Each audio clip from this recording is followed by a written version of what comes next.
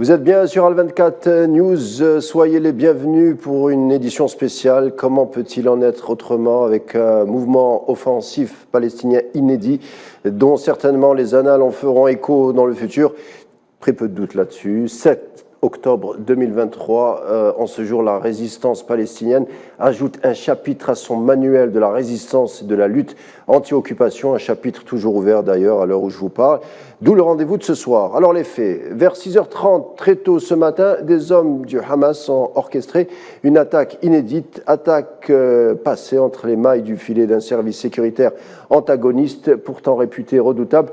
Pourquoi inédite? Un mouvement d'unité rapide se déployant sur terre, sur mer et dans les airs en même temps et pratiquement au même moment. Un seul objectif, pénétrer les zones occupées et surtout faire comprendre que les espaces cités ont été bien étudiés, le tout conjugué avec des moyens importants. Résultat, en dépit d'une situation qui demeure floue, n'empêche, les forces de sécurité d'occupation se trouvent très vite débordées, mais au-delà, complètement désarticulées.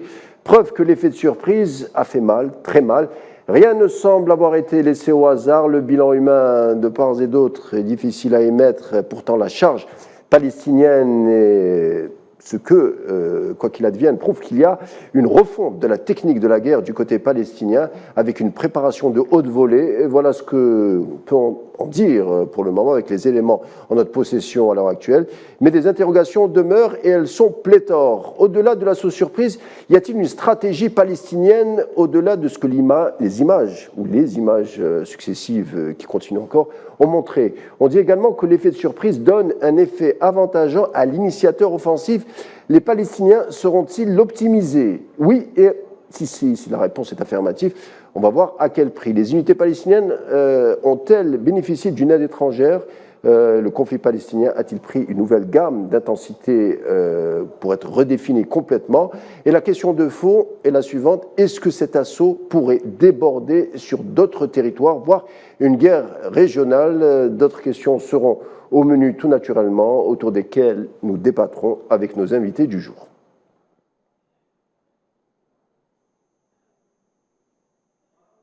50 ans après la glorieuse guerre d'octobre 73, qui imprègne de sa symbolique l'opération Déluge d'Al-Aqsa, lancée par les organisations de la résistance palestinienne sur la zone sud, avec à la clé plusieurs acquis qualitatifs et un effet de surprise et de sidération entraînant des conséquences certaines au niveau opératif et politique. Les raids d'agression conduits par l'armée d'occupation sioniste se multiplient avec une rare violence sur la bande de Gaza, sous blocus. Le Premier ministre très contesté du régime d'occupation sioniste a parlé de guerre et plusieurs sources médiatiques évoquent la forte possibilité d'une escalade sans précédent dans la région. À ce propos, la possibilité d'un embrasement d'autres fronts est une réalité. La situation à la frontière avec le Liban est déjà très tendue depuis un long moment et le Hezbollah a exprimé son soutien à la lutte palestinienne, prévenant que toute tentative d'incursion terrestre à Gaza entraînerait une reprise des hostilités. La République arabe syrienne, cible récurrente de raids d'agression sioniste, a pour sa part exprimé sa solidarité avec le combat du peuple palestinien. Pour rappel, le Golan syrien est toujours soumis à un régime d'occupation illégale en violation flagrante du droit international.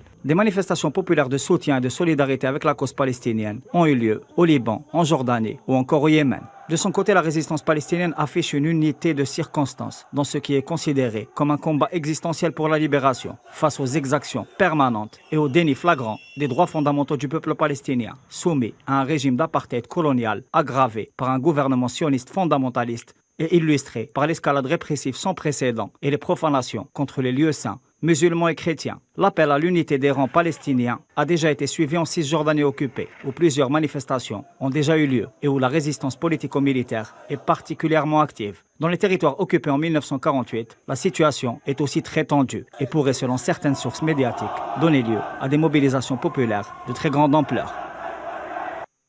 Voilà, si vous nous rejoignez, on évoque l'assaut palestinien de grande ampleur et sa signification qu'on tentera de questionner avec nos invités du jour. Tout d'abord, Amjad Chehab, débutons avec vous. Merci d'avoir accepté notre invitation. Je rappelle, vous êtes professeur en sciences politiques et surtout responsable du magazine, rédacteur du magazine Africasie. Je ne suis pas professeur, je suis spécialiste des relations internationales. Nous serons rejoints dans un moment par Amjad Chihab, qui est lui professeur en sciences politiques et qui sera avec nous à partir de Ramallah.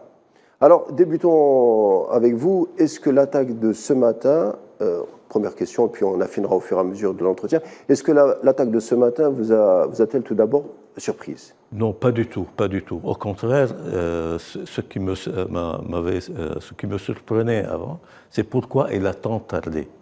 Ce n'est pas parce qu'elle a eu lieu, parce que ça devait arriver un jour. Tellement le comportement barbare des colons israéliens, parce que la veille, il ne faut pas oublier, la veille, l'esplanade des mosquées Al-Aqsa a été envahie sous la protection des forces de l'ordre israéliens par des colons fanatisés et qui ne respectaient rien, qui insultaient tout le monde, pas seulement les croyants musulmans, mais aussi, ils s'attaquent aussi maintenant, et ça c'est une nouveauté, aux lieux saints chrétiens, et même aux touristes européens qui viennent visiter les lieux saints. À cela, il faut ajouter le mauvais traitement aux prisonniers, quelques milliers de prisonniers palestiniens. Aujourd'hui, là, il était prévu qu'on les prive de pain, qu'on renforce le système carcéral, etc. Madinama, excusez-moi de vous interrompre, ce que vous nous décrivez actuellement, ça ne date pas d'aujourd'hui. Le traitement à l'endroit des prisonniers palestiniens, le fait est d'empêcher des croyants d'aller prier à la mosquée. C'est-à-dire c'est presque la situation dramatique que vit le peuple palestinien depuis des décennies. Mais pourquoi maintenant? Je veux dire, pourquoi est-ce que cette attaque arrive à ce moment-là? Non, parce qu'il y a une accumulation, parce que les Palestiniens, rappelez-vous que le Hamas avait participé à des élections démocratiques, ils ont gagné ces élections. Et au lieu de les laisser partager le pouvoir, ils ont été arrêtés par la police israélienne, et jusqu'à maintenant. Donc, et puis, sous prétexte qu'ils ne sont pas d'accord pour Oslo, alors que les Israéliens eux-mêmes refusent d'appliquer les accords d'Oslo. Il n'y a pas d'État palestinien jusqu'à maintenant. Et même en Cisjordanie, où il y a un semblant d'autorité palestinienne, les colons font la loi sous la protection de l'armée israélienne. Chaque jour, il y a des attentats, des assassinats, des actes héroïques de résistance. Donc, à un moment donné, il faut dire basta, ça suffit. On rappelle que l'Algérie a condamné les exactions, les bombardements sionistes sur la Palestine en disant qu'il faudrait revenir à la légitimité de l'ONU pour trouver une issue à cette crise et revenir aux frontières de 1967. L'Algérie a toujours été du côté du droit international. C'est à Alger même que l'État palestinien a été proclamé en 1988.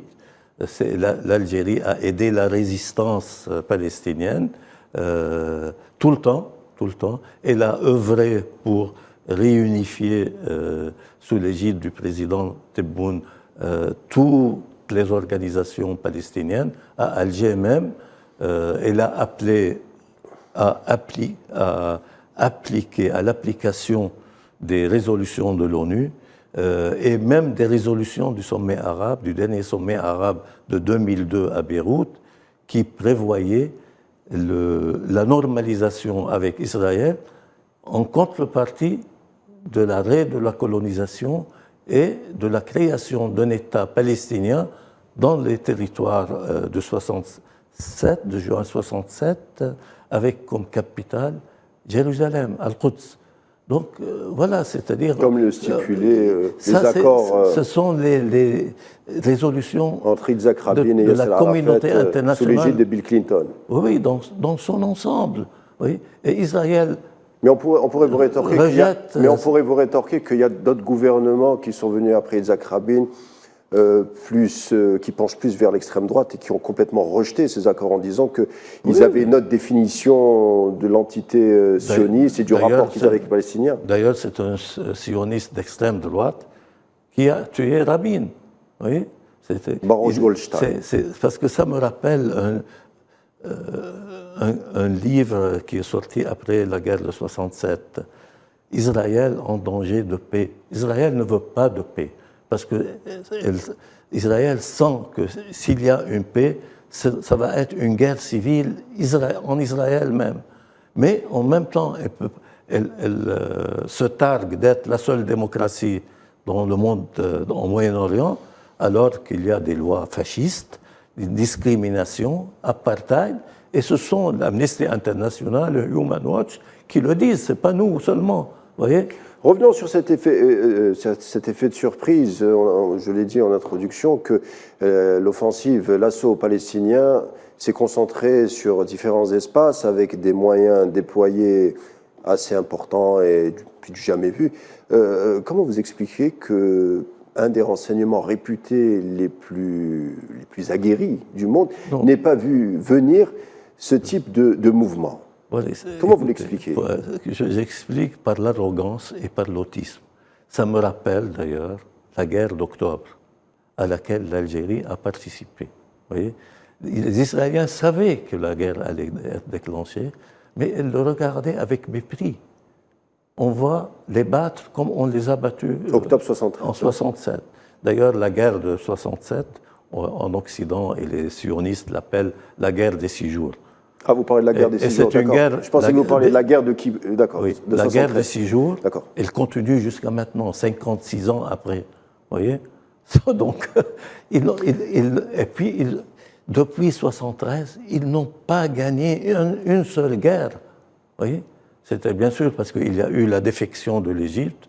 On sait que, comme on dit, sans l'Égypte, il n'y a pas de guerre, et sans la Syrie, il n'y a pas de paix. Donc,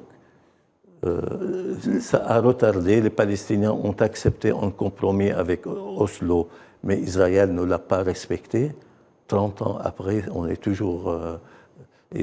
c'est-à-dire, Israël non seulement occupe 80% du territoire national palestinien historique, mais aussi le 80%, maintenant, elle a grignoté, colonisé 40% des 20% qui restent. Oui, donc, et la communauté, les Occidentaux, ne réagissent pas.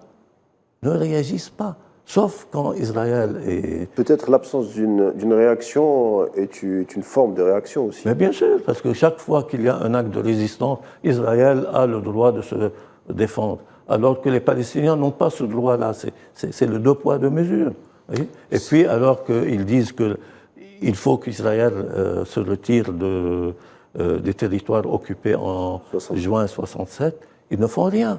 Même l'État palestinien reconnu par l'ONU, personne ne le reconnaît. Alors, la date, aujourd'hui nous sommes le 7 octobre 2023, il y a à peu près 50 ans, le 6 octobre.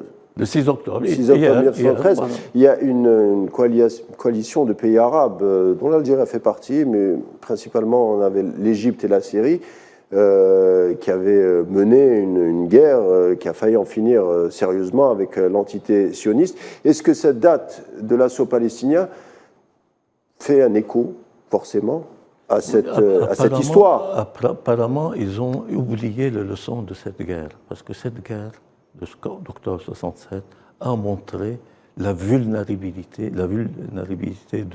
du projet sioniste, que Israël peut être vaincu.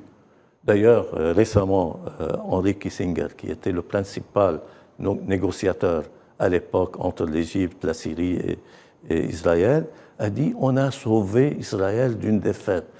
Donc, c'est grâce au pont aérien américain, au renseignement et tout ça, c'est que Israël n'a pas perdu la guerre. Alors, elle était condamnée à la perte. Donc, et puis, il y a eu quand même les faux calculs, les mauvais calculs de Sadat, entre l'Égypte et la Syrie, je rappelle les faits, il y a Sadat qui avait, l'armée égyptienne qui avait un axe pour pénétrer le canal, et les Syriens n'ont pas compris pourquoi l'armée égyptienne s'était arrêtée à un moment donné. Mais après, on a apporté des réponses en disant que les Égyptiens voulaient peut-être négocier à peu près voulaient négocier à propos du désert du Sinaï. Voilà. Et Sadat a eu gain de cause. C'est-à-dire, il voulait récupérer, il voulait faire une paix séparée. Il ne regardait pas les intérêts des autres alliés dans sa guerre, parce que sans ses alliés, il n'aurait pas pu mener cette guerre à bout. Il ne voulait pas de guerre. Il voulait une paix de soumission. Et d'ailleurs, si on est dans cette situation, c'est par la faute des accords de Camp David et de la défection de l'Égypte de la champ de confrontation. Donc elle a laissé les Égyptiens à leur sort, elle a laissé le front syrien aussi, ce qui a permis à l'armée israélienne, aidée par les Américains et les Occidentaux, à récupérer une partie du Golan. Et jusqu'à maintenant, les problèmes perdurent. Mais justement, on était en train d'évoquer peut-être le manque de cohésion entre, je reviens à la guerre de 1973, le manque de cohésion entre l'armée égyptienne et l'armée syrienne, qui trouvait l'entité sioniste vulnérable et qui pouvait faire très mal, voire la faire disparaître peut-être, en tout cas c'est ce qu'on pensait à l'époque. Est-ce que, donc il y a eu un problème, on va dire, de négociation entre les deux, mais est-ce qu'au fond, les Arabes ont beaucoup de facteurs à faire valoir pour justement plaider la cause palestinienne?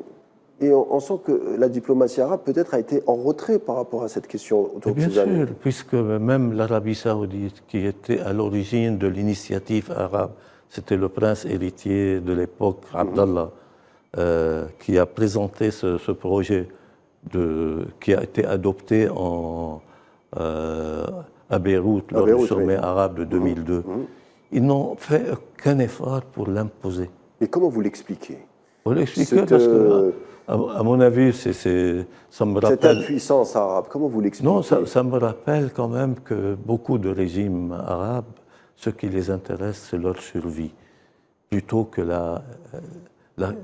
les questions du développement du monde arabe, de l'intégration arabe, de la solidarité arabe. Et la preuve, vous avez vu ça avec la Libye. La Libye, c'est la Ligue arabe qui a autorisé l'agression de l'OTAN contre la Libye. Après, Amr Moussa, qui était à l'époque secrétaire général de la Ligue arabe, il s'est rétracté, mais c'était trop tard. On fera une émission sur la Libye, mais restons sur la Syrie, c'est la même chose. Ils ont expulsé la Syrie de la Ligue arabe. Voilà, c'était... Alors, il y a eu pourquoi je disais inédit, parce que peut-être, enfin, il n'y a pas que moi qui disais inédit, les observateurs disaient que c'était une offensive inattendue et inédite, parce qu'ils avaient vu des techniques et des moyens et un mouvement offensif palestinien qu'ils ne soupçonnaient pas. Par exemple, en moyenne, au meilleur de son action offensive, les Palestiniens pouvaient tirer au minimum 500 roquettes. Oui. Où les médias occidentaux, pour les railler, disaient que c'était des pétards mouillés parce que ça n'atteignait jamais les cibles. Mais aujourd'hui, ce matin, en 20 minutes, les unités palestiniennes ont tiré 5000. 5000 roquettes qui sont arrivées même jusqu'à... Ils ont utilisé des moyens navals, aériens, toute la technologie. Oui. Ils ont appris la leçon. Contrairement aux Israéliens. Contrairement aux Israéliens. Parce qu'au Liban, il y a le Hezbollah aussi, qui est plus puissant, puissance 10, si vous voulez. Ouais. Il n'est pas entré dans la bataille. D'ailleurs, en 2006... Pas encore. Parce que quand même, il y a le réalisme, il y a oui. Parce que les Palestiniens ne sont pas des va-t-en-guerre, ils défendent leurs droits, c'est tout simplement. Parce qu'on ne leur donne aucune perspective. C'est ça, il faut jamais acculer un peuple comme ça. C'est pour ça.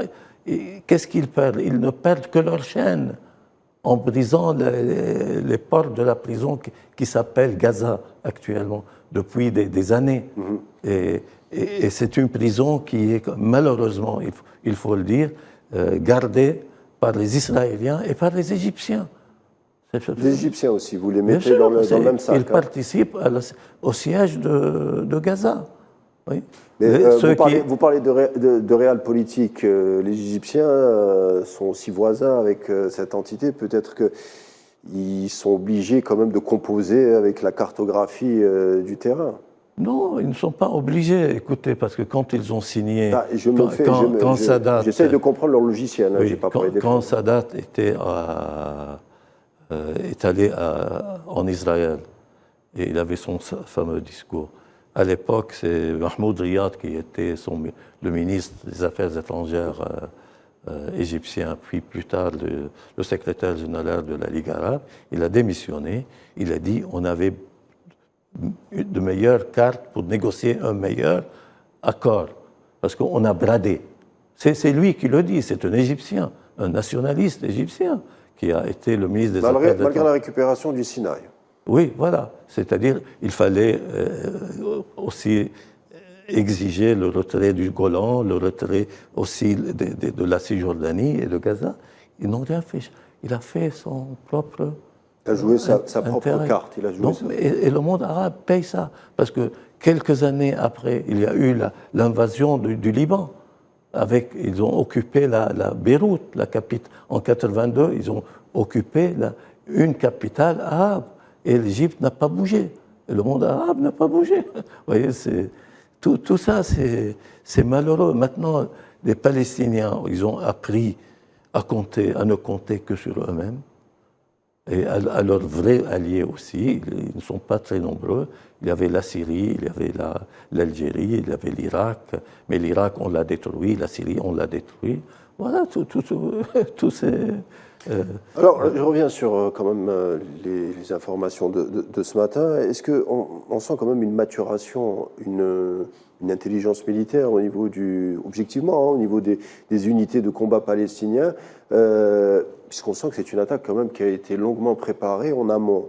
Oui, non, mais il y a ce qu'il y a de plus, si vous voulez, ce qui est en faveur des Palestiniens, c'est le moral. Ils sont prêts à mourir pour leur droit. Les Israéliens, maintenant, ils savent qu'ils ne sont pas en danger de mort.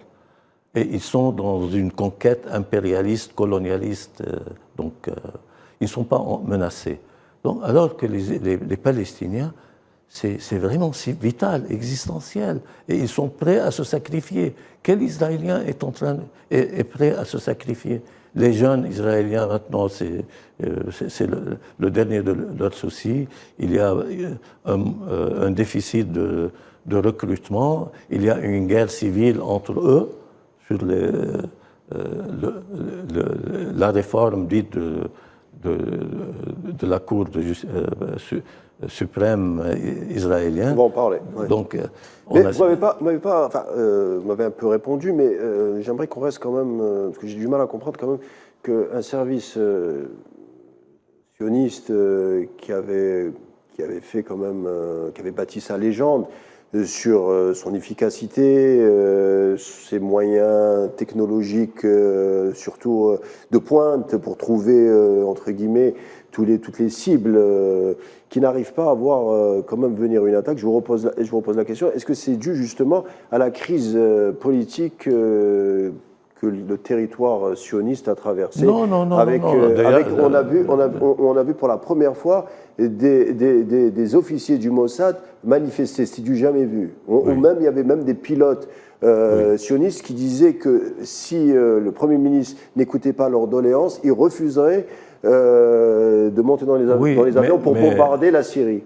Mais non, on sent qu'ils sont dans une crise profonde. Ce n'est pas ça c'est pas ça la relation. Il n'y a pas de lien. La cause, parce que d'accord. En octobre 1973 aussi, ils n'ont pas su. Ils avaient les informations, ils n'ont pas su les interpréter. Ils avaient toutes les informations, mais à quelques heures précises, ils savaient que la guerre allait commencer, être déclenchée par la Syrie et l'Égypte en même temps, mais ils n'ont pas. Ils ont dit on va les battre après. De toute façon, c'était une guerre existentielle. Existentielle, oui. Historique. Mais malheureusement, on n'a pas tiré les fruits de cette guerre, les leçons, parce qu'on aurait pu imposer une paix basée sur les résolutions de l'ONU. Mais au fond, le problème, est-ce que c'est pas un combat entre deux histoires, deux romans nationaux, parce qu'en fait, Non, peut-être c'est qu'il faut sortir un peu de la morale. L'entité sioniste prétend que les Palestiniens n'ont rien à faire là-bas. Et ils le disent, ils essayent de travailler dessus, c'est-à-dire ils n'en ont cure de ces questions morales. Non. Ça, c'est la narration sioniste. Oui. C'est-à-dire une terre pour un peuple sans terre, une terre sans peuple pour un peuple sans terre. Voilà. En fait, le projet sioniste en Palestine n'était pas juif au départ. C'est un projet colonialiste, oui, créé par les Britanniques, les chrétiens sionistes britanniques, pour séparer, diviser l'Orient. Et ça, il y a des documents. C'est depuis 1840. Voyez, parce que c'était 1840.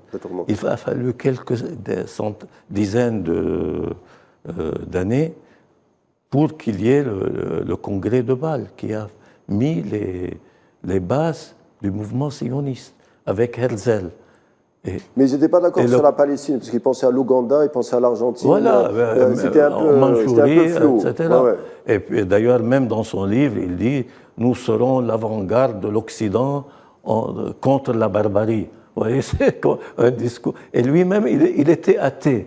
Il était athée. C'est vrai, il était juif, mais il était athée. Donc c'était, comme l'avait écrit à l'époque Maxime Rodinson, un grand arabophone de gauche, et juif aussi de plus, il a dit Israël, un fait colonial.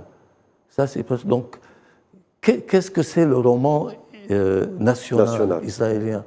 Quand vous avez des Allemands, quel est le lien commun entre un juif yéménite ou un juif de l'Afrique du Nord, ou un Polonais, ou un Russe, ou un Américain? Mais c'est de la propagande. Oui, c'est la propagande de guerre. C'est pour ça, comment vous expliquez l'unanimisme occidental pour, aujourd'hui même, médiatiquement et politiquement, pour exprimer leur solidarité avec Israël. Ils n'ont pas eu un seul mot pour dire quelles sont les causes de ce qui arrive. Oui, parce que c'est leur projet, c'est leur bébé. Et de toute façon, tel qu'il est, c'est un projet qui est voué à la disparition. On sait que les lobbies sionistes sont très actifs, que ce soit au Congrès américain, que ce soit au niveau des médias internationaux. Donc peut-être qu'ils sont en train de destiller ce récit. D'ailleurs, ce qui est étranger, c'est que depuis de nombreuses années... Ça, c'est une théorie, c'est-à-dire est-ce que les sionistes qui tiennent l'Occident ou c'est l'Occident qui tient Israël?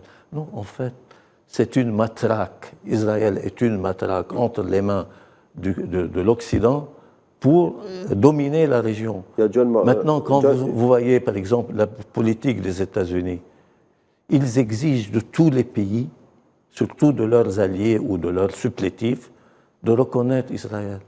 Le Soudan, oui. Ils ont imposé aux trois parties en conflit, c'est-à-dire le général Burhan, le général Hemeti et la société civile, de reconnaître Israël. Donc ça, c'est la condition pour lever les sanctions. Est-ce que vous pensez que les pays qui ont eu, comme l'Algérie, comme la Syrie, qui ont rencontré des problématiques sécuritaires d'ordre très profond, est-ce que ces événements tragiques, l'Algérie a perdu, je parle des années 90, est-ce que c'est lié à cet épisode, à cette thématique, le fait de ne pas reconnaître l'entité sioniste comme un État? Non, parce que c'est lié. C'est quoi la stratégie occidentale? Pas seulement vis-à-vis du monde arabe, vis-à-vis du reste du monde non occidental. Même d'ailleurs pour l'Occident. C'est-à-dire, ils ne veulent pas des États souverains, indépendants. Ils veulent des États dépendants. Donc, on le voit, par exemple, avec la Russie. La Russie, c'est quoi le problème? Poutine ne voulait pas être l'ennemi de l'Occident. Ils l'ont obligé à... Par exemple, tous les États qui étaient membres du pacte de Varsovie ne devraient pas intégrer l'OTAN.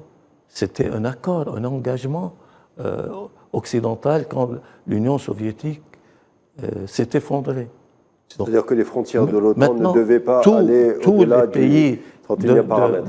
Tous les anciens pays du pacte de Varsovie ont intégré l'OTAN. Mais vous qui êtes observateur de sciences politiques, c'est-à-dire, c'est vrai qu'il y a la morale et que c'est dramatique et qu'il faut condamner, mais en sciences politiques aussi, on reconnaît la force. Oui, on parle qu'avec les forces. Regardez les Chinois, on leur a mis, au cours de leur histoire, deux guerres, la guerre de l'opium, oui. la révolte de Palais. Mais aujourd'hui, regardez la Chine, regardez le Vietnam. C'est-à-dire que c'est des gens, ce sont des peuples qui ont quand même gagné leur volonté de puissance. Et aujourd'hui, personne ne peut rien leur dire. La Russie aussi. La Russie, parce que la Russie n'a jamais été vaincue dans l'histoire. Il faut le se rappeler. Napoléon, il y a la chute de l'Union soviétique quand même. Et la Chine, si vous voulez, avec la guerre de l'opium, 3 guerres de l'opium, ils ont imposé la culture de l'opium, l'importation de l'opium à ce peuple. Les Anglais. La Chine était, il y a 2 siècles, l'atelier du monde. C'était la première économie au monde. Non, mais je veux dire, pourquoi les Arabes, avec toutes les réserves, les richesses, la matière grise, les ingénieurs, pourquoi ils n'arrivent pas C'est malheureusement lié à la création de petites entités autour de chaque champ de pétrole. On a créé un État. Un État qui n'a pas... Factice ? Qui est factice, qui est sous la protection, pour que cet État soit sous la protection de l'Occident. C'est l'Irak, parce que les seuls pays qui étaient forts, par exemple, comme l'Égypte, l'Irak, la Syrie, l'Algérie aussi, ils n'ont pas réussi à le... C'est pas des États factices, hein. Non, parce que c'est de vrais États. Voyez. Et puis, il faut compter sur sa force. Parce qu'un droit sans une force pour le protéger, ça vaut 0. Ça vaut 0. Vous voyez? Comme vous voyez, quel est votre sentiment? C'est pour ça l'Algérie, elle est respectée, elle est crainte, et elle est écoutée. Vous voyez? Parce qu'ils savent que c'est un pays fort et qui a les moyens de se défendre. C'est pour ça, par exemple, malgré les tentatives de la sédition islamiste, terroriste des années 90, l'Algérie a gagné. Actuellement, le Hirak, il n'y a pas eu un seul mort, un seul blessé. Alors qu'en France, pour des manifestations sociales comme les Gilets jaunes, il y a eu 11 morts et des centaines de blessés graves. On s'éloigne un peu de notre sujet, même si c'est très intéressant. Non, mais vous me posez une question sur le droit, et là, je vous réponds. Je disais que les peuples arabes, avec toutes les potentialités, les facteurs et les forces et la matière grise, pourquoi ils n'arrivaient pas quand même à tutoyer en face l'Occident en leur disant la Palestine, c'est terminé. Ils sont des marionnettes entre les mains de l'Occident. Mais il y a pas mal de pays arabes, il y a pas mal de pays musulmans. Parce que je vous dis, ceux qui sont contre, ils ont été détruits. Comme avec l'Irak. C'était un exemple. La Syrie, c'est la même chose. Parce que après l'occupation de l'Irak, le Powell, à l'époque ministre des Affaires étrangères, Colin Powell, est venu à Damas avec... Oui, un ultimatum en 8 points. Entre autres, il faut chasser les organisations palestiniennes de Syrie. Il a dit oui, si vous voulez, je peux les chasser. Mais où? S'ils rentrent chez eux, d'accord, qu'ils rentrent.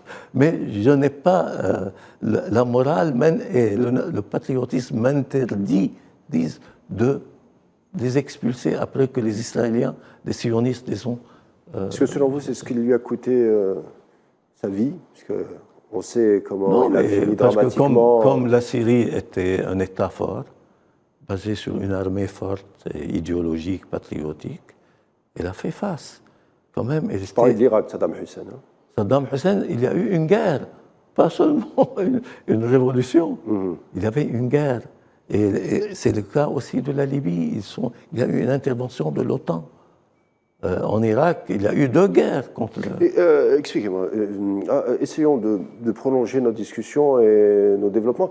Comment vous expliquez qu'un petit territoire, théocratie militaire, qui est à peine plus grande que la Corse, arrive à faire taire le monde entier?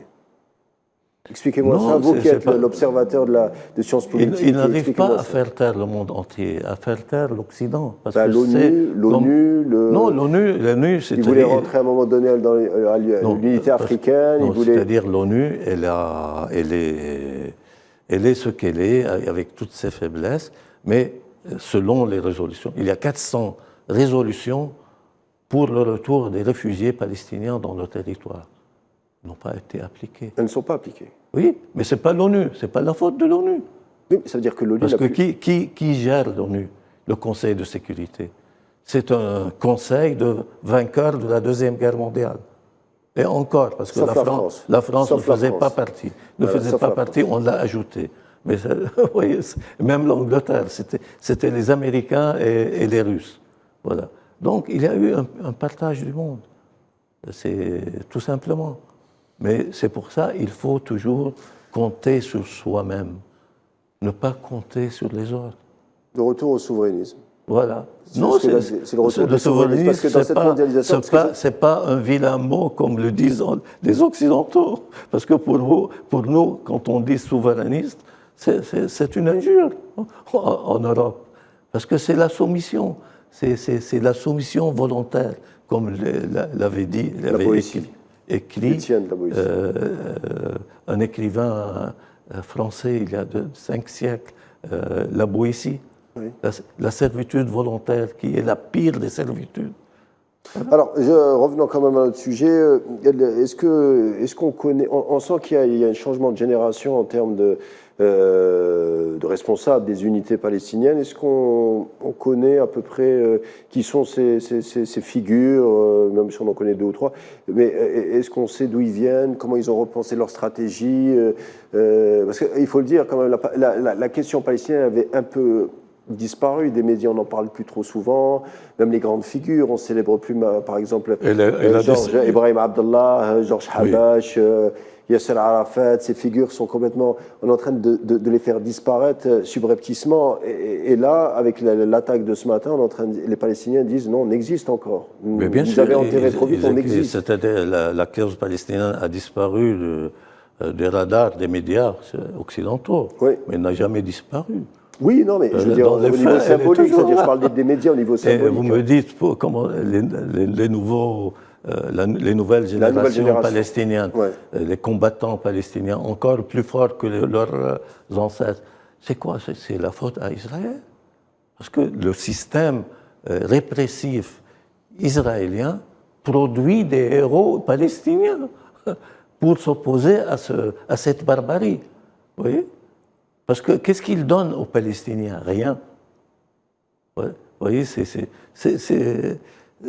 c'est pour ça on voit chaque génération, elle est plus radicalisée que l'autre au niveau de la Palestine. Il y a le général, il y a un célèbre général vietnamien qui s'appelle Giap, qui avait dit que l'impérialiste est un mauvais élève en parlant des défaites française et ensuite la défaite américaine en disant que les Occidentaux finalement ne comprennent pas que l'occupation ne mène qu'au drame et finalement ils finiront par partir de leurs terres, des terres qui ne leur appartiennent pas et dont ils n'ont aucun ancrage. Exactement, parce qu'ils sont guidés par leur arrogance, par leur autisme.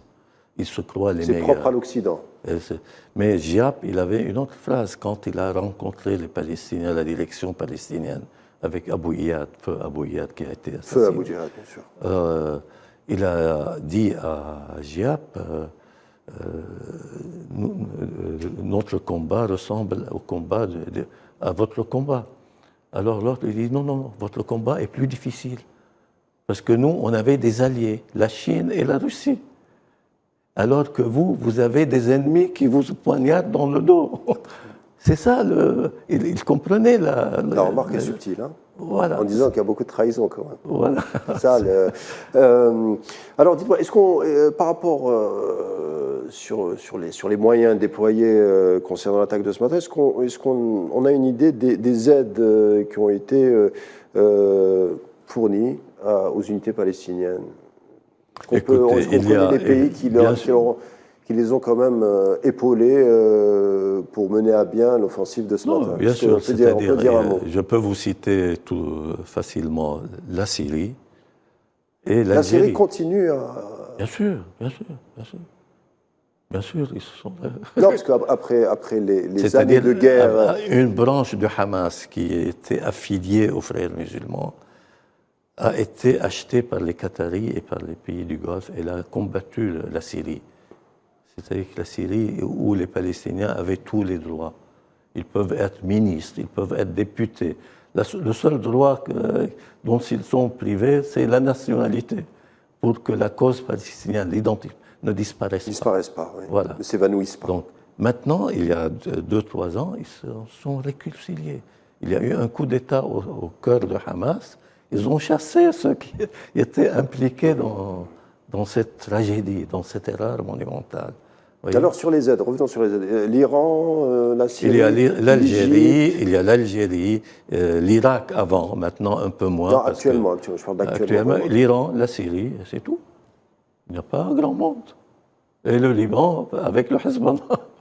Voilà. Est-ce que selon vous, il y aura un avant? Parce que vous savez, l'histoire, il faut raconter l'histoire.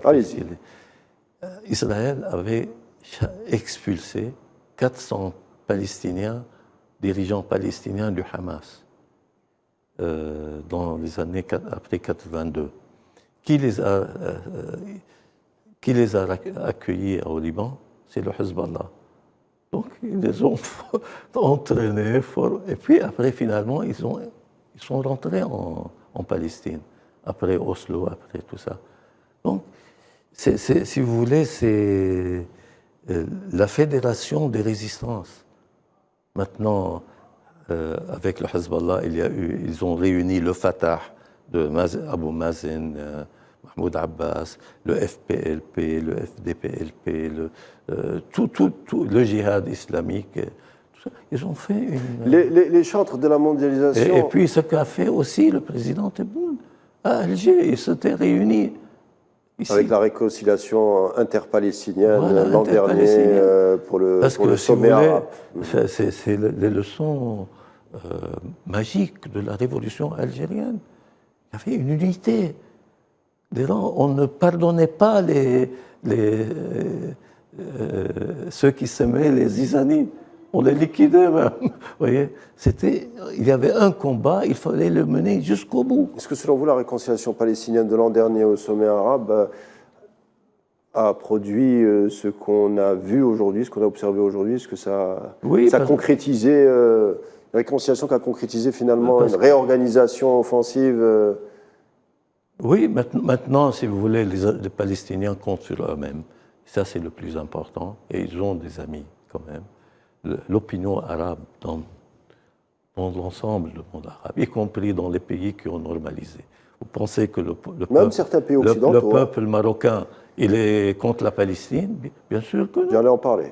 Bien sûr. Ils sont aussi pro-palestiniens que les Syriens, que les Algériens, que l'ensemble du monde arabe. Alors, un mot quand même sur le bilan, qui n'est pas arrêté, parce que la situation est quand même un peu confuse. Il y a 232 Palestiniens qui ont perdu la vie et 1600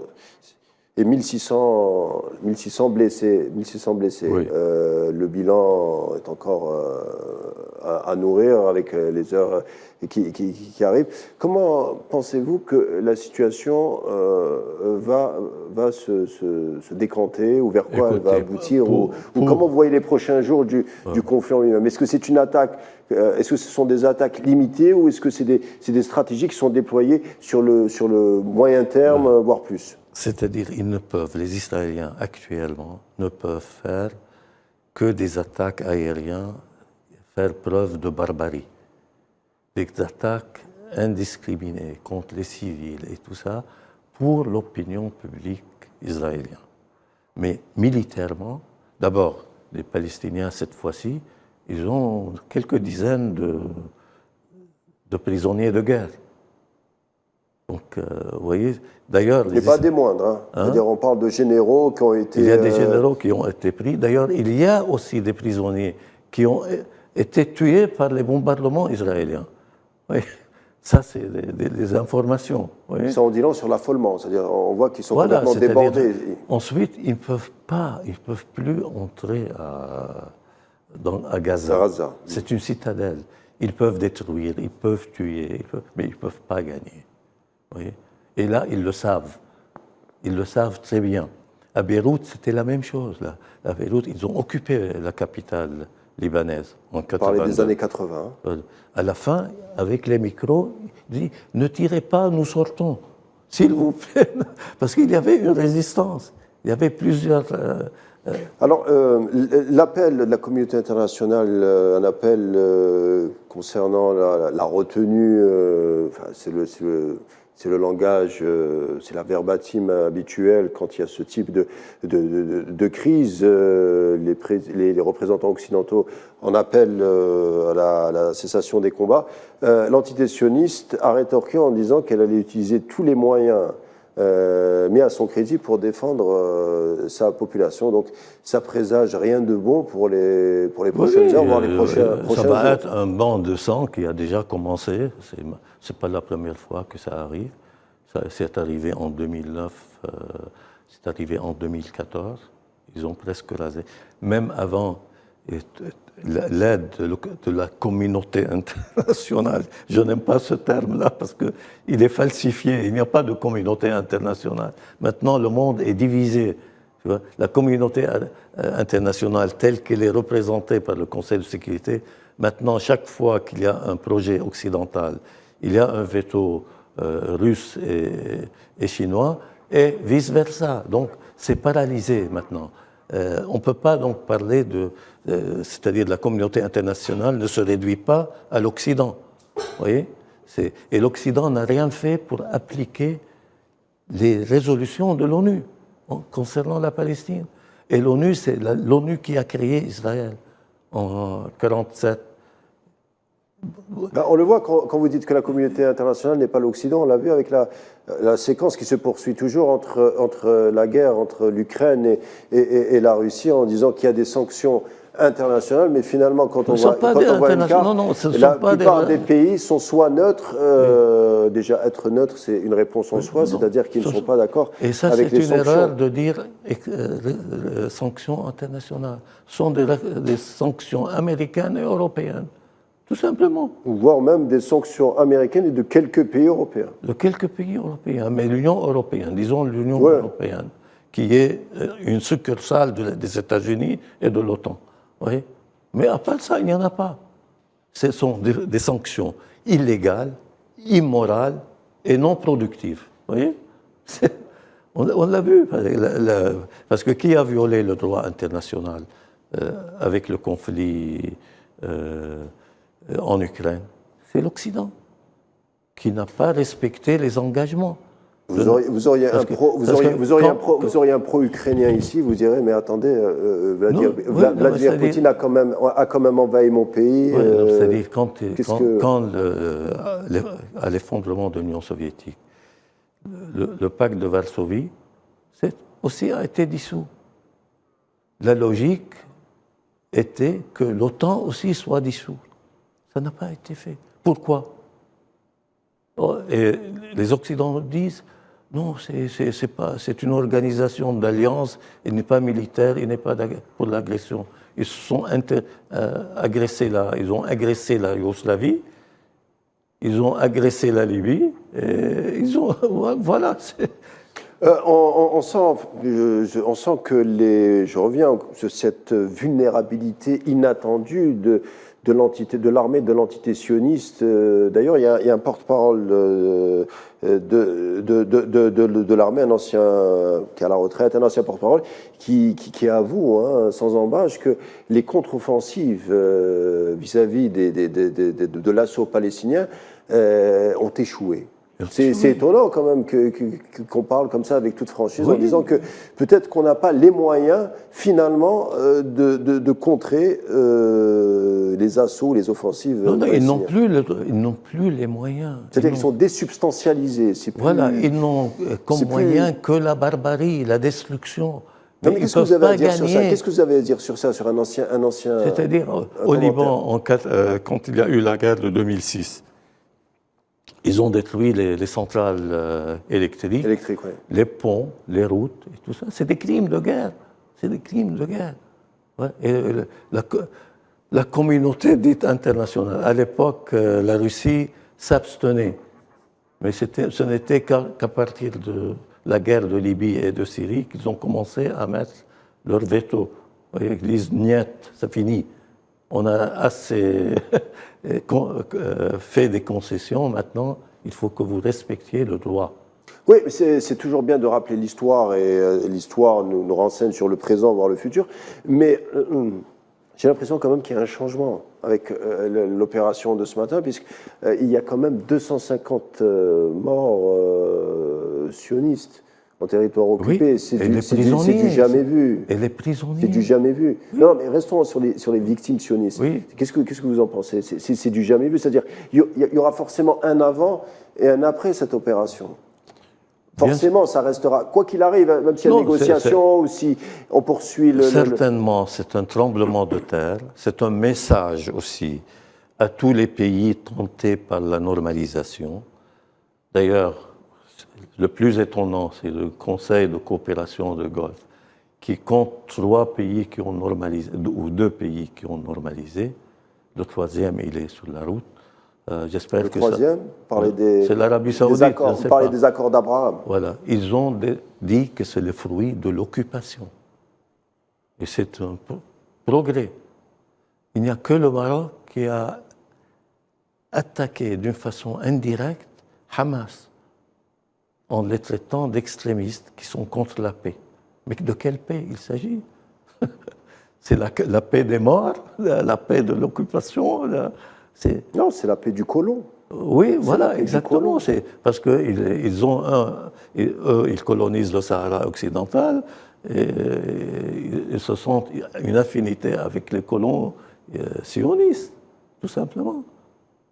Et c'est contrairement à leur propre opinion. Ça ne peut pas durer.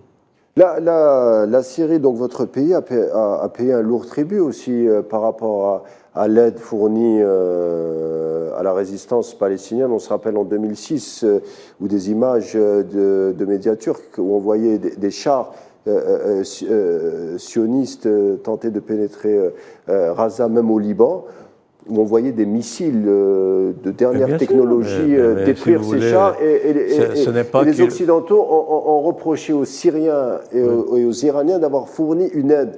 Et c'est comme ça qu'on a légitimé la croisade otanesse à l'endroit de la Syrie. Donc la Syrie a payé un lourd tribut, elle le paye. Enfin, oui, c'est-à-dire ils reprochent à l'Iran, aux Iraniens, aux pays arabes qui sont pour la cause palestinienne, d'aider les Palestiniens, alors qu'ils sont aidés par les Américains, par les Européens, à tous les niveaux.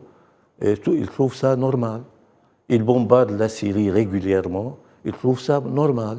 D'ailleurs, l'hypocrisie et le mensonge de la communauté dite internationale... On va dire occidentale. Occidentale. Il y a 2 jours, un attentat contre une académie militaire syrienne. Oui. Il y a eu plus que 120 morts. La Syrie se fait régulièrement perpétrés par des organisations terroristes. Alors je vous interromps rapidement puisqu'il y a des images qui nous parviennent en direct de Raza et on voit la situation est calme. Je ne sais pas si c'est forcément un calme inquiétant. En tout cas pour l'instant les combats ont cessé. C'est Raza en direct. Vous voyez, qu'est-ce que ça vous évoque, ces images? C'est un contraste avec les images de ce matin. Moi, si vous voulez, ces images-là, je ne sais pas, c'est une trêve où il y a des tractations, parce que, étant donné le nombre extraordinairement élevé de prisonniers... On est obligé quand même de... Et là, ils vont... Mais on a rarement vu Raza comme ça, même en temps entre guillemets, en temps d'accalmie. Voilà, il y a même la lumière. Même s'il y a très rarement d'accalmie. La lumière encore, vous voyez. Oui. Donc, ils seront obligés de composer, vous voyez. Surtout qu'actuellement, Israël n'est pas en bon terme avec les États-Unis, et sans les États-Unis, ils ne peuvent pas mener une guerre. Et de toute façon, même avec les États-Unis, ils ne peuvent pas la gagner. Les États-Unis, mais on l'oublie. En Afghanistan, ils ont perdu la guerre. Au Vietnam, ils ont perdu la guerre. en Irak, ils ont perdu la guerre. Alors, entendons-nous bien, quand vous dites ils ont perdu la guerre, ça dépend de l'objectif poursuivi. Eux, l'objectif... C'est de détruire. Ils ont réussi à détruire, c'est ça l'objectif. C'est-à-dire, en Afghanistan, ils voulaient faire ça, se servir de l'Afghanistan, d'abord pour casser la Russie, ça s'est retourné contre pour tenailler la Russie, pour ceinturer la Russie. Voilà. Ça, et ça était contre-productif. Ils ont dû, vous avez vu les photos comme moi, les images, comment ils ont quitté Kaboul dans la précipitation. Et ça comme Hanoï. Regardez encore les images, regardez, c'est calme, c'est des images en direct qui nous parviennent. Regardez, on a l'impression d'être dans une ville presque où il n'y a pas de guerre, où il n'y a pas de conflit. Ils ont bombardé le plus grand hôpital à Gaza. Voilà, c'est... Donc, on peut pas. Enfin, on a du mal. C'est des images qu'on a du mal à s'attendre parce que c'est un premier jour de combat très intense et dès le soir on a ce type de. Oui, parce qu'il y a eu, je vous l'ai dit, il y a eu des contacts indirects. Pour le vous l'affirmez ou vous le non, je l'affirme, vous le savez je l'affirme, ça a toujours été le cas. D'accord, c'est un schéma classique. C'est vrai, ils se disent... Et peut-être pas aussi rapidement. Mais ils vont finir par l'accepter. Oui. Par l'accepter. Et le prix sera exorbitant. Pour qui? Pour eux. C'est-à-dire qu'ils doivent libérer tous les prisonniers palestiniens. Il y en a 4 à 5 000. Oui. Alors qu'ils voulaient aujourd'hui, à partir d'aujourd'hui, interdire la distribution du pain aux prisonniers. Oui. Où sont les droits de l'homme? Où est la démocratie tant chantée par les Occidentaux, la seule démocratie au Moyen-Orient? C'est peut-être une démocratie où des droits de l'hommisme à géométrie variable. Voilà, c'est peut-être ça, mais d'ailleurs, maintenant, les Israéliens eux-mêmes traitent leur gouvernement de fasciste. C'est une partie des Israéliens. Oui. C'est pour ça. Vous parlez de l'aile extrémiste du gouvernement de... Mais ils sont tous extrémistes. Il y avait des extrémistes. Non, les religieux, les messianistes, ceux qui ont une lecture eschatologique. Mais aussi, il y a des laïcs aussi extrémistes que les religieux. Forcément. Voilà. Il y a beaucoup, par exemple, l'ancien président du Parlement, de la Knesset, il a quitté Israël. Il est à Paris maintenant. Il y a beaucoup qui quittent. Parce que ce n'est plus un projet... fiable et attirant, même avec toutes les normalisations possibles et imaginables. Parce que maintenant, la parole est au peuple et ce n'est pas au gouvernement. Les gouvernements sont passagers. Voilà. En démocratie. Hein? En démocratie. Non, même les dictatures, ils finissent par tomber. Même les dictatures. Finissent par tomber. Comment vous voyez les prochains jours? Comment vous visualisez les prochains jours? Est-ce que vous pensez que la Palestine, on va avancer sur la question palestinienne, est-ce que les droits du peuple palestinien va retourner au niveau de l'hémicycle onusien pour être rebattu Si vous voulez, on ne peut que donner des analyses. C'est-à-dire en 2006, le Premier ministre de l'époque a sauté. Le Premier ministre de l'époque, de quel pays? Le Premier ministre de l'époque, attendez, comment il s'appelait? J'ai oublié tellement il était insignifiant. Mais il répétait les mêmes propos qu'on a entendus de Netanyahou. On est en guerre, on va leur donner des leçons. Finalement, il a été en prison après. Vous parlez de l'ancien maire de... Non, pas le maire, mais aussi le Premier ministre. À mon avis, il y a le principe de réalité, de rapport de force. Il y a quelques années, un journal américain avait fait un sondage en territoire occupé. Il était allé voir, le journaliste ou le correspondant était allé voir à la fois les Palestiniens et les Israéliens en leur posant la question comment vous voyez le futur de votre État. Et résultat étonnant, les Palestiniens, avec l'embargo, avec la souffrance, avec les droits de l'homme Ils étaient plus optimistes. Étaient plus optimistes. Et quand il est allé voir de l'autre côté de la frontière, il tombe sur des peuples, sur une entité ou une peuplade ou des groupes d'hommes qui sont un peu désemparés. Pourtant, ils ont tout, ils vivent à l'occidental et qui ont du mal à conjuguer leur futur à l'optimisme. Parce que c'est un colonialisme d'implantation, comme les colons français et européens en Algérie. Une fois qu'il y a eu l'indépendance, ils ont pris leurs bagages, ils sont partis. La majorité des Israéliens, ils ont 2 passeports. Donc, voyez, des fois 3, hein, des fois un peu il y en plus. a qui ont des fois un peu plus, attention. Voilà, ouais. donc c'est la fin d'un projet. Ils ont une possibilité de s'intégrer, mais à condition de se débarrasser du sionisme. C'est comme en Afrique du Sud. Ils ont mis fin à l'apartheid, les Blancs sont restés en Afrique du Sud, vous voyez? Parce que c'est un régime qui est contraire aux droits de l'homme, contraire aux droits des peuples, et c'est un projet utopique qui ne peut pas vivre, qui est une création du colonialisme. Alors, vous avez anticipé ma prochaine question sur la fin probable des régimes d'apartheid en général. Vous venez de faire allusion à l'Afrique du Sud. L'Afrique du Sud a commencé. Pourtant, c'était un pays avec la bombe atomique, qui avait une armée quand même très importante et qui voulait rien entendre quand on leur disait faut cesser l'apartheid. Ils ont commencé à un peu arrondir les angles au moment où le monde, ou en tout cas une grande majorité du monde, a commencé à les boycotter. Est-ce que vous pensez que c'est la solution? C'est la solution. Le boycott, surtout en Occident. Hein, parce que écoutez, la classe dirigeante israélienne ne lit pas comme il faut l'histoire. Et même la réalité. Ils ont leur tropisme peut-être. Ils la lisent comme selon leur tropisme. Ils croient qu'ils peuvent dominer le monde arabe et les Palestiniens ad vitam aeternam. C'est pas possible. Vous savez, les croisés, ils ont gouverné cette région pendant deux siècles. Surtout la côte syrienne. Voilà. Et pourquoi ils ont pu rester autant? Parce que les principautés islamiques à l'époque, c'est-à-dire le gouverneur d'Alep était contre le gouverneur de Bagdad, le gouverneur de Bagdad contre le gouverneur de Damas. Pour eux, le danger n'était pas des croisés, parce qu'ils pensaient que les croisés, tôt ou tard, ils vont les chasser. Mais le jour où il y a eu Saladin, qui a unifié l'Égypte et la Syrie, ils ont perdu, et puis ils ont quitté.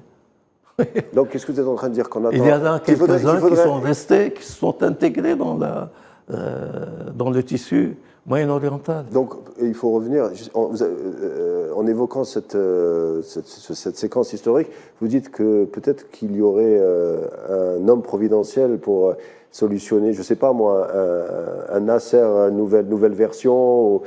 À l'époque, il y avait quand même des dirigeants arabes qui avaient de la trempe et qui ne dérogeaient pas sur leurs principes. Oui, mais je pense quand même que... Le dernier en date était Kadhafi, qui ne voulait pas entendre parler d'une telle reconnaissance, et on lui avait fait du chantage pendant très longtemps en lui disant « reviens à la communauté internationale, mais à condition que tu paraphes les documents en disant que tu reconnaîtrais l'entité sioniste ». Il a toujours refusé. Non, mais là aussi, comparaison n'est pas raison, mais c'est utile de faire cette comparaison. C'est un point commun, quand même. Les croisés, quand est-ce qu'ils ont perdu? Non seulement à cause de Saladin, parce que les gouvernements européens, en Europe, parce qu'ils étaient divisés entre eux, ils ont arrêté de soutenir les croisades.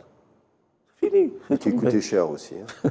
Oui, ça coûtait cher, c'était inutile. Ouais. Ils ont pillé ce qu'ils ont pu piller. Et la Palestine, maintenant, par exemple, on parle toujours de la bombe démographique.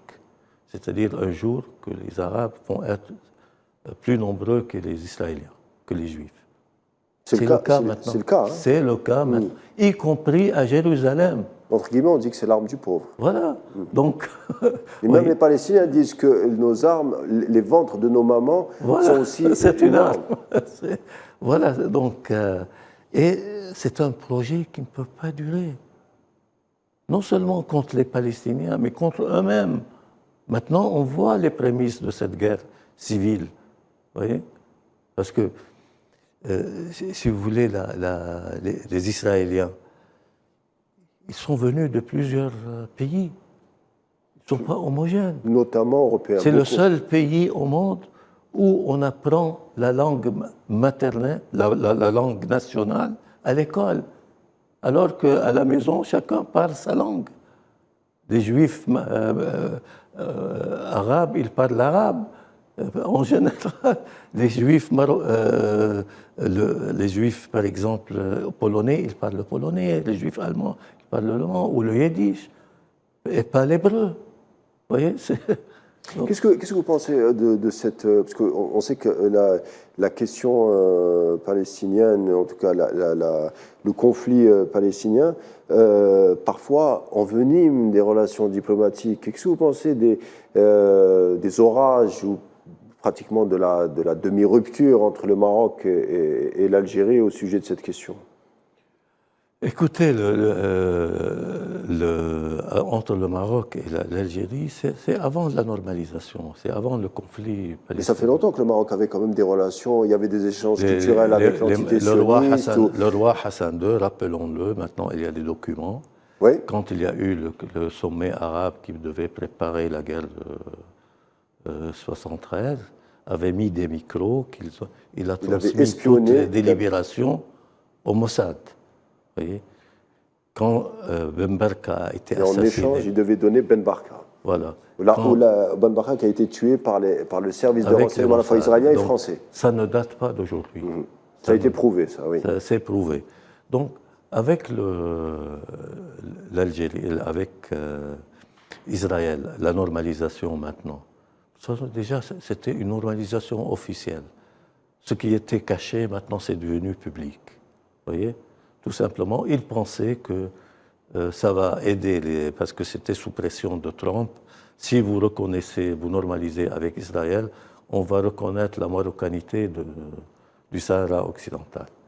Ce qui a été fait. Mais en fait, Trump les a trompés. Parce que ça n'a pas été voté par l'État américain. Et actuellement, les Américains exigent le retour de Mastura au Sahara occidental pour appliquer les résolutions de l'ONU. Parce que l'Algérie n'a aucune visée sur ce territoire. Elle a déjà assez de superficie, de 2 380 000 km². Et même l'Espagne, qui a reconnu la Maroc, marche arrière. Donc vous avez vendu votre âme, votre honneur, pour rien. Au fond, c'est-à-dire si on voulait un peu extrapoler cette charge, cet assaut palestinien ce matin, c'est à la fois une charge offensive physique contre l'entité sioniste, mais aussi c'est une critique globale de la communauté, je sais que vous n'aimez pas l'expression, mais de la communauté internationale, qui ne fait rien depuis, qui ne fait pas grand-chose. C'est le statu quo, c'est le glacis autour de cette question-là. D'ailleurs, c'est une sortie de Mahmoud Abbas, le président de l'autorité palestinienne, qui dit que c'est la résultante de tant d'années de silence autour du drame palestinien. C'est ce qui a provoqué ce matin ce débordement ou cette orchestration de l'offensive militaire palestinienne. C'est que Mahmoud Abbas, qui était un dirigeant, je ne dis pas qu'il est traître, là, jamais je ne me permettrai de le dire. De dire quoi, pardon? Qu'il est traître. Non, non, bien sûr que non. Ok, d'accord, non. Et il n'a rien abandonné, rien pour les réfugiés, pour Jérusalem, pour tout ça. Mais lui, ce qu'on appelle la patience stratégique. Un jour, on va avoir, parce qu'on ne peut rien obtenir par la force, donc essayons. Mais vous pensez comme lui que la communauté internationale est responsable? Et bien sûr responsable. Elle a laissé les Israéliens tuer Yasser Arafat sans bouger. Il n'y a que l'Égypte qui a... Vous dites que les sionistes bien sûr, ont il a tué... été empoisonné par... Bien sûr, bien sûr. C'est une vérité de la police, quoi. C'est une vérité officieuse. C'est-à-dire que ça n'a jamais été ils l'ont non seulement empoisonné, il était malade déjà. Ils l'ont assiégé. ils étaient 200 dans une petite dans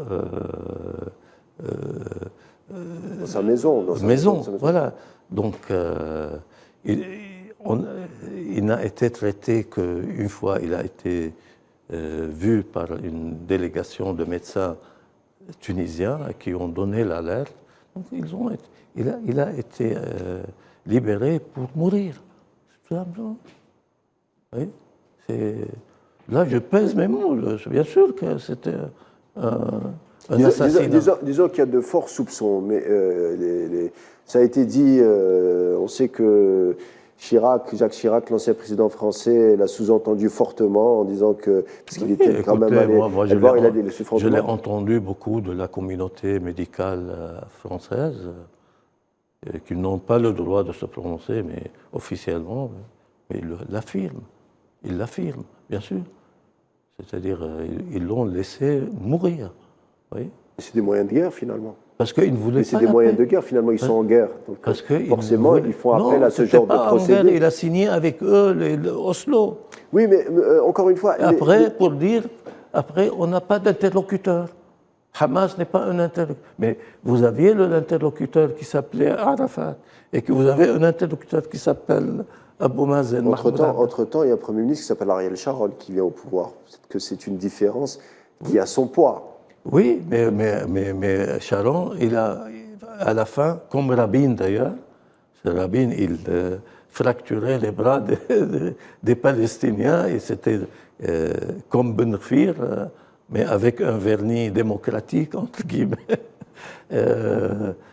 Donc, Sharon, il a compris qu'il ne peut plus continuer à Gaza, parce que chaque jour, il y avait des actes de résistance. Oui. Mais finalement, comment on explique que tous les gouvernements successifs de cette entité sioniste, ils ont plus ou moins tous le même logiciel concernant qu'un logiciel finalement biblique, hein, c'est un logiciel un peu messianique, c'est-à-dire qu'ils veulent finalement le grand Israël. C'est-à-dire, et quand on voit les pays aux alentours qui sont complètement désarticulés, désubstantialisés, peut-être qu'ils poursuivent leur projet. C'est un projet. Quand on voit l'Irak, pour eux, le grand Israël, ça va de... Mais c'est quoi le projet? Écoutez, ça va de l'Euphrate jusqu'au versant gauche du Nil. Ils occupaient le Sinaï, ils ont dû se retirer. Ils occupaient la totalité du Golan. En 1973, ils ont dû retirer. Maintenant, il y a 2000 kilomètres qu'ils occupent du plateau du Golan. Au Liban, ils ont dû se retirer aussi. N'oubliez pas, en 2000, ils ont été sous les coups de la résistance, ils se sont retirés. Ils n'ont pas les moyens de cette utopie du Nil à l'Euphrate. Oui. Peut-être qu'ils prennent le temps comme alliés, ils ont le temps. Peut-être qu'ils ne veulent pas le concrétiser. Parce que humainement, ils n'ont pas les ressources pour ça. Non, mais généralement, eux, c'est les autres qui font la guerre pour eux. Ils envoient jamais. Quand ils voulaient descendre Saddam Hussein, ils envoient les Américains faire le boulot. Pour Kadhafi, c'est la même chose. Ils vont jamais en avant. Mais maintenant, la guerre, elle est chez eux, entre eux-mêmes. Regardez, une fois, il y a 5-6 ans, il y avait un documentaire sur la chaîne Arte, qui est loin d'être anti-israélien. Ils ont donné la parole à 6 anciens chefs de sécurité israéliens. Et les 6, ils ont dit, on est pessimiste pour l'avenir d'Israël. Alors, on va poursuivre notre discussion, mais nous rejoint Amjad Chihad de Ramallah, professeur en sciences politiques. Bonsoir, monsieur. Bonsoir. Est-ce que vous pouvez nous donner un point de la situation de ce soir? Comment est l'environnement ambiant après les rudes combats qui ont traversé la ville et qui ont secoué la ville de Ramallah et de Gaza? Voilà, l'opération terrestre stratégique était une grande surprise pour tout le monde. C'était un choc pour les Israéliens. Et personne, même les stratèges les experts militaires, même les experts d'analyse politique n'ont pas prévu qu'il y aura une offensive terrestre de côté de la résistance palestinienne contre le territoire occupé par Israël en 1948. C'était un véritable choc. Et depuis ce matin jusqu'à maintenant, les gens n'arrivent pas à comprendre comment les Palestiniens ils ont réussi à s'entraîner pendant des mois, à préparer cette offensive. Et ils comparent avec la guerre de Kippour côté israélien ou la guerre d'octobre en 1913 du canal de 73. Suez. Oui, 73 au canal de Suez. C'est la grande surprise.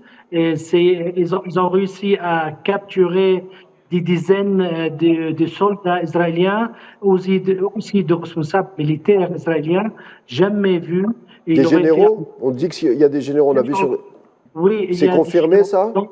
Et c'est confirmé. Je peux vous donner, un nom aussi important, un général important qui était responsable des opérations du sud de la entité sioniste, qui était responsable de toutes les opérations. Il est entre les mains de la résistance palestinienne.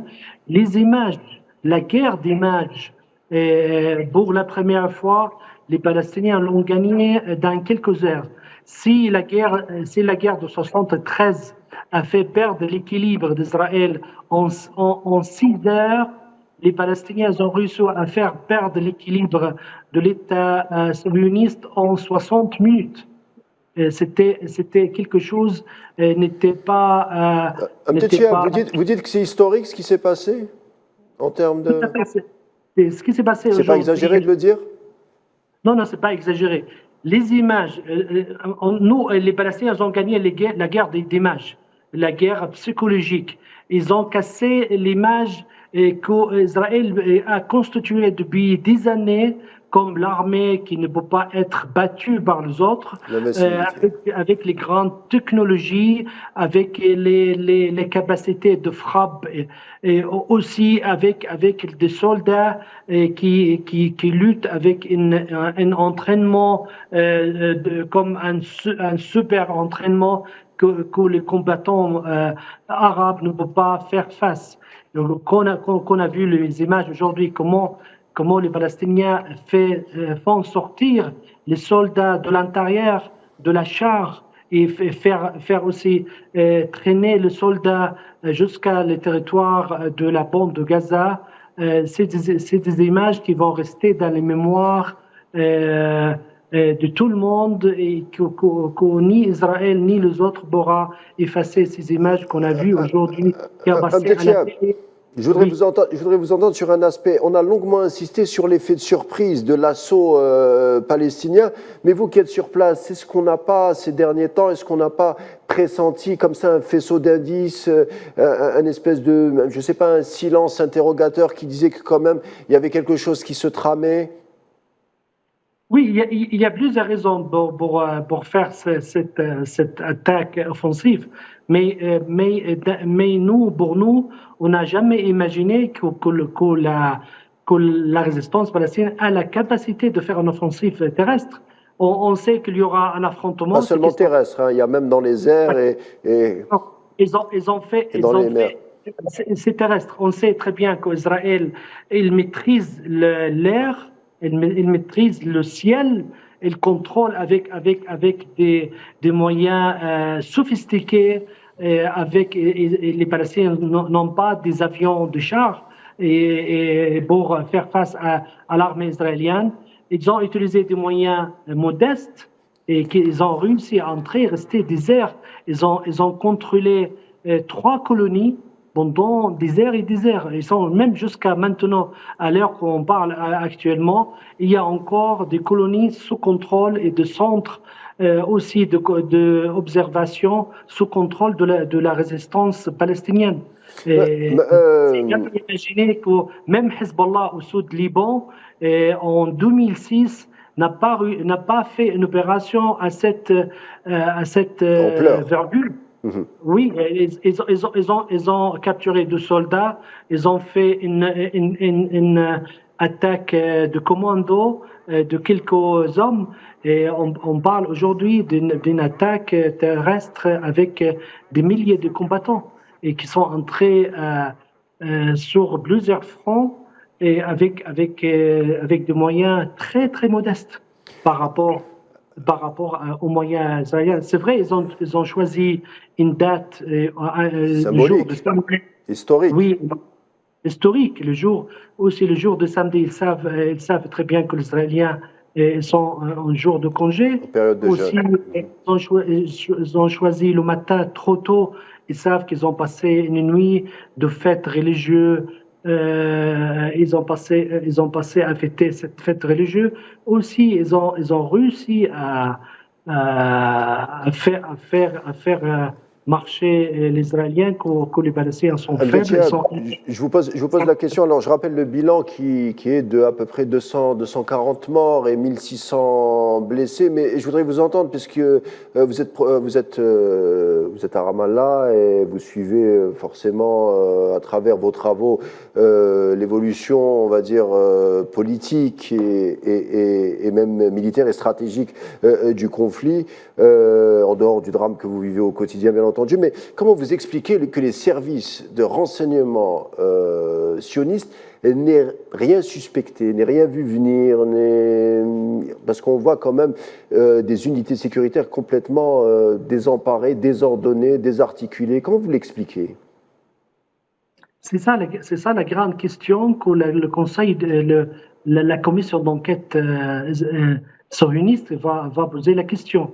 On sait très bien que la bande de Gaza sous contrôle quotidien avec des moyens trop sophistiqués.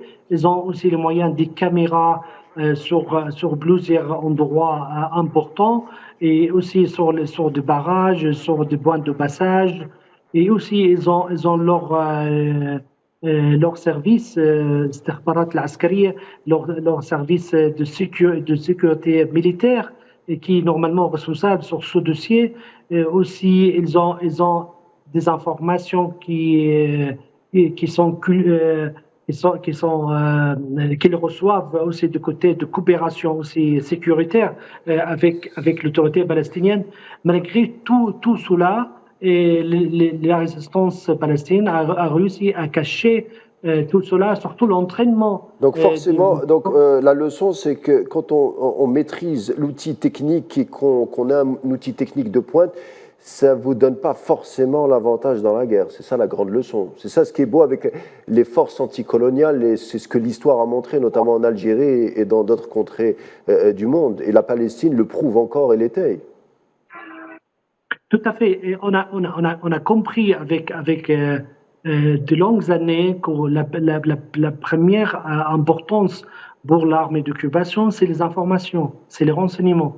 S'ils n'ont pas les renseignements et ils ne peuvent pas prévoir, s'ils ne peuvent pas prévoir, donc ils ne peuvent pas viser d'objectifs. S'ils n'ont pas les informations, ils ne peuvent pas prévoir, ils ne peuvent pas mettre d'objectifs, ils vont être paralysés. On a remarqué aujourd'hui, ils étaient paralysés pendant de longues heures avant de riposter. Ils étaient sous le choc. Alors, le système ne marche pas du tout. Je vous interromps, voilà. Excusez-moi, je voudrais revenir, je voudrais que vous me donniez votre avis sur la déclaration de Mahmoud Abbas, président de l'autorité palestinienne, qui dit que ce qui s'est passé ce matin est également aussi une condamnation des sorties et du statu quo et de la passivité, du silence de la communauté internationale à l'endroit du drame palestinien durant toutes ces années. On est sous occupation depuis 75 ans et la communauté internationale n'a rien fait depuis 75 ans. Il va pas bouger maintenant. Je vous arrête. On remarque que justement les bombardements ont repris à l'instant. Ce sont des images qui nous arrivent en direct et on sent que peut-être que la nuit sera plus longue que prévu et que le calme était trompeur. On sent que les combats en continu et que peut-être que l'armée sioniste commence à peut-être orchestrer une offensive ou une percée dans les territoires palestiniens. Peut-être que effectivement le calme nous a un peu induit en erreur. Je vous ai dit que c'était une trêve, une courte trêve. Momentanée. Que le temps d'avoir un aperçu de la situation. Mais ça, c'est tactique. De toute façon, ils peuvent que faire acte de barbarie, ce qu'on a dit déjà. Ils n'ont que ce moyen, de toute façon. Parce qu'ils sont incapables d'occuper la bande de Gaza. Tout le monde est armé. La résistance, que ce soit le djihad islamique, le Hamas, le FPLP et autres, sont mobilisés et ils ont appris à se protéger des attaques israéliennes parce que c'est presque régulier. Voyez. Donc, finalement, ils vont faire preuve de barbarie, ils vont crier victoire et puis ils vont négocier. Alors Amjad Chihab, je vous ai interrompu par rapport aux images qui nous sont parvenues. On a diffusé des images de la soirée qui était calme il y a quelques instants. Et apparemment, on voit des bombardements qui sont en train d'être mis en action. Est-ce que la nuit sera, à votre avis, beaucoup plus violente que prévu? Est-ce que vous attendez à des heures très longues, des heures qui se dessinent? Oui, il y aura des heures qui vont être très difficiles, surtout le bombardement. Il n'y a pas de site stratégique à bord de Gaza, il n'y a pas de lieu d'infrastructure. C'est un bande qui est sous embargo depuis plus de 15 ans. Et en plus, il est sous-peuplé, l'endroit le plus peuplé dans le monde. Et malheureusement, comme ils ont perdu, ils essayent de faire plus de morts côté palestinien pour satisfaire